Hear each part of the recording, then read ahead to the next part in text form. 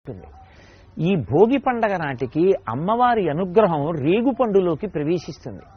అందుకే చిన్నపిల్లలకి జాతకరీత్యా ఏవైనా ఇబ్బందులుంటే తొలగించడానికి వాళ్ళేదో కూర్చుని పెద్ద పెద్ద యజ్ఞయాగాది క్రతువులను నిర్వహించలేరు కనుక చిల్లర పైసలు, బంతిపూలు, రేగుపళ్ళు, చెరుకు ముక్కలు, కొబ్బరి ముక్కలు ఇటువంటివి కలిపి పెద్దవాళ్ళు పిల్లల్ని కూర్చోపెట్టి వాళ్ళ మించి ఈ పదార్థాన్ని కిందకి విడిచిపెడతారు.